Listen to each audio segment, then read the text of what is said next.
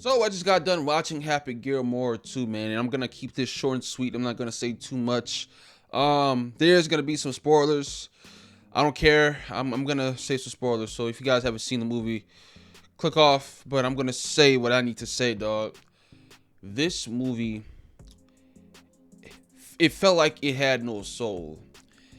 Watching this movie, I was just watching it happen. I was watching everything happen. I couldn't tell you one time where I laughed in this movie. I couldn't tell you one time, honestly. And what they did at the beginning cooked the movie. The first few minutes, I'm just gonna say it, he freaking kills his wife with a golf ball. They killed her off. Like, that really made me mad. That made me sad, actually. That they would really kill her off. I was excited to see their relationship, but they killed her off. That made me so mad, dog. That cooked the movie.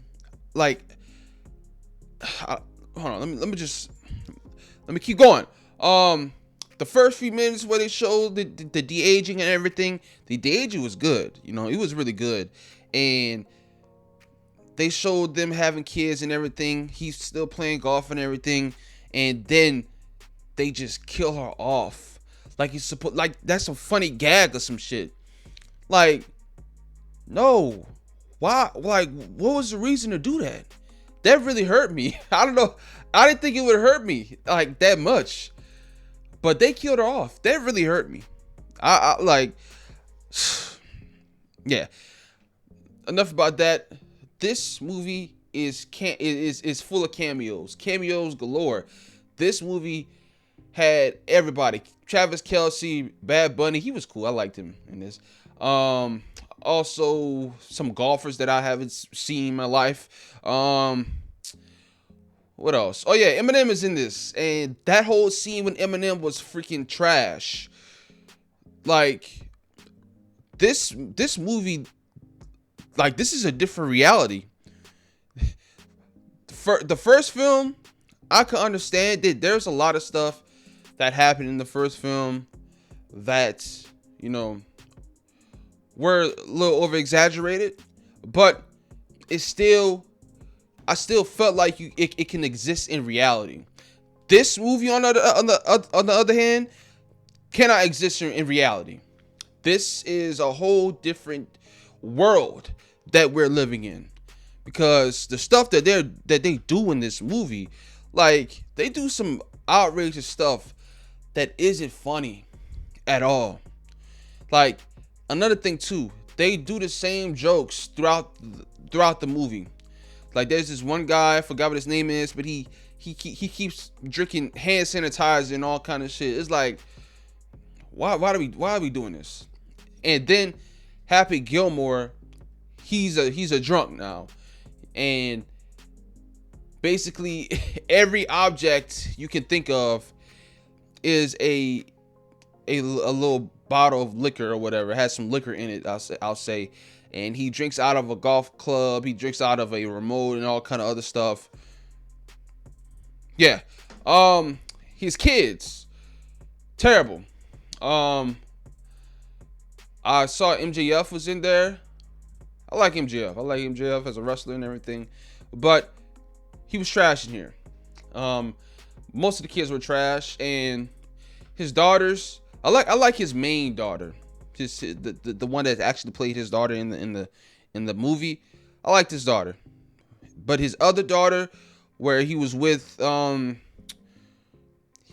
believe he went to a I don't know what they call it, but I don't know, it's not rehab or something, but he got into a wreck or something. He wrecked a golf club, a golf cart, and he had to go to these meetings, and his daughter, his actual daughter, was there. I didn't realize it till after, like, the film was over, that was his real daughter. They had to mention it. They had to have a moment to tell us, oh, this is Adam Sandler's daughter. You know what I'm saying? And yeah, it's just crazy. Now, I was really interested in the whole saving golf. You know what I'm saying? Because, as we all know, a lot of people aren't into golf. But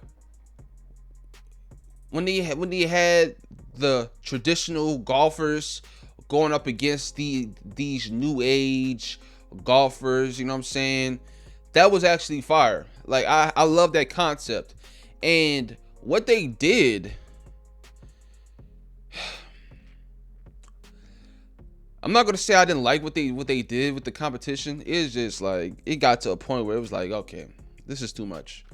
And the last part of the competition, where they had to hit 1,000 yards, and then they had a freaking I'm not even sure what to even call it, but they did all kind of stuff with that the final hole, and it just took me out of it. I really didn't care. I knew they were gonna win, but they dragged it long. Like like that whole scene was dragged. When Happy Gilmore him and Bad Bunny had to get on the thing to balance it out so he can hit it in the hole. And then the guy, I don't know what his name is, he had to, he freaking pressed some button and it started rotating. It's like why are we doing this? Let's just get this over with, dog. And I'm being real when I tell you this, dog. This movie did not have any soul, dog. This movie didn't have a soul at all. Like, it was just a shell of what the first one was. I can't explain it. So basically what they do is they show you a little reference. For instance, the Bob Barker fight scene. Basically everybody that has interacted with freaking Happy Gilmore during that time is in the same graveyard. Even Bob Barker, which is crazy. Basically him and Rick I don't know if it's Rip Tannen. They get into a fight scene and they basically recreate that scene with Bob Barker, which is, that scene is iconic. But there's a lot of, oh, you remember this? Let's do this again. Like Eminem, Jackass. It's like this movie really didn't have no soul. Like, I'm serious. I'm very serious. I love Adam Sandler movies. Adam Sandler movies are amazing. I love Grown Ups. I love the Zohan movies. What a movie. Those movies were incredible. A lot of people don't like them, but I still love Grown Ups. I still love Zohan was a banger. And Uncut Gems, that's not a comedy, but that's one of Adam Sandler's best movies. And Adam Sandler's other movies, you know what I'm saying? I haven't seen Billy Madison. Happy Gilmore, obviously I've seen that. I believe that's the only one I've seen where it was one of his earlier stuff. That is probably the only one that I've seen. I would have to go back and watch the other ones, but that was the only one, and I loved it. Now, 2010s, 2000s, I did see. I also, yes, I saw Jack and Jill, and I'm not gonna lie, I kind of feel the same way I did with Jack and Jill. I saw it as a kid. I didn't realize that it was that bad until later on. And even when I was a kid, I really didn't feel anything about the film. Like, I saw it in theater, so I really didn't feel anything. I was just happy to go to the movie theater, dog. And like I said, I didn't feel a damn thing watching that, and I didn't feel a damn thing watching this movie, which is crazy. It's a tragedy. It shouldn't be like this. But usually with these type of situations where comedies from the 90s and the 80s make a sequel, how many years later, like Coming to America, that movie was not good at all. It was cool. Coming to America is better than Happy Gilmore 2.